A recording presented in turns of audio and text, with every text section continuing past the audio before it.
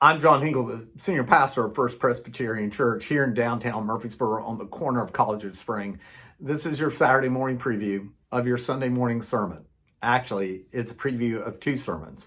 As you know, Sunday is Christmas Eve. But as you also know, being a liturgical church, this is one of those rare occasions. In fact, I'm trying to figure out the last time this happened to me, when the fourth Sunday of Advent is also Christmas Eve. And because we are a liturgical church, in the morning, we're going to celebrate the fourth Sunday of Advent. In the afternoon, starting at 4, we'll begin celebrating Christmas Eve. Now, to the world, this doesn't matter. The world just says it's Christmas Eve. Why don't you just celebrate Christmas Eve? But our time and space is not dictated by the standards of the world, as we've kind of been talking about. Our time and space it's dictated by the ebb and flow of the church. So, 10:15, we will gather on the corner of College and Spring to celebrate the fourth Sunday of Advent. Come as you are. I know it's a crazy day, so just come as you are.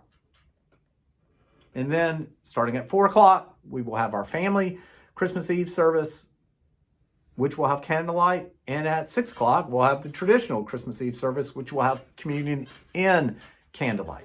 There will be nursery for all three services. And you might want to take advantage of that. If your kids are bouncing off the wall, getting ready for Christmas morning, that may be a relief to you. So please take advantage of the nursery. So I also need to confess to you that this is Wednesday. It's not Saturday. I feel pretty good about where I am in both sermons, the fourth Sunday of Advent sermon and my Christmas Eve sermon, that I thought, let me give it a shot, even though I know a lot can change between Wednesday and Friday. I think we can go forward. So let me first talk about the fourth Sunday of Advent sermon. We are still finishing up our series of sermons, listening to the voices of Advent. This Sunday, we're going to listen to the voice of Mary. And what I realized last week as I was kind of writing this sermon, knowing that Bobby was preaching, and then hearing Bobby's sermon, it dawned on me. You really can't hear Mary unless you listen for the angel, and you can't hear the angel unless you listen to Mary. So we're actually going to repeat the text that we had last Sunday, and we're going to listen to the voice of Mary. And what I realized in this moment with the angel and Mary is that probably for Mary, this is really sudden news. She is thinking her life is going this way, and then all of a sudden her life goes that way. Within a blink of an eye, her life changes. And yet, the news the angel brings to Mary is also old and ancient. This story has been playing out ever since Adam and Eve ate that apple in the garden. It flesh on the bone when Isaiah told us about the coming of the Messiah. And it's a realization that in our own lives, as we live out our own faith, it's not one or the other, fast or slow, but it's actually both.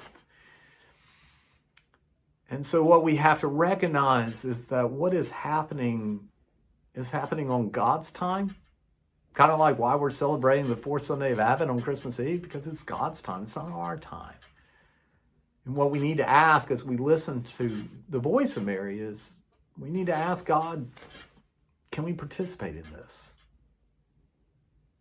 In some ways, we need to thank God for allowing us to participate in this moment. So that's your preview of the fourth Sunday of Advent sermon at 10:15. And now here's your preview of my Christmas Eve sermon, 4:6. One of the great joys that we have. In fact, I was thinking about this the other day. What would happen if I left this out? One of the great joys of Christmas Eve is what? It's not the beginning of the service. It's not even the middle of the service. It's what? It's the end of the service. It's the singing of Silent Night, that moment where the ushers come forward and we light the candles, and then they light your candles and they go all the way down into the sanctuary. And then all of a sudden, Valerie with that great crescendo that leads us into the singing of this wonderful hymn.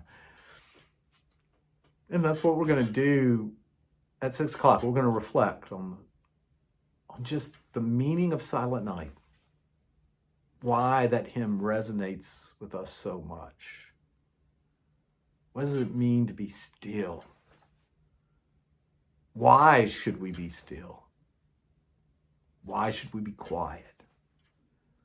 What is it that we are actually listening for? And knowing while we're still in quiet, the world is still going on.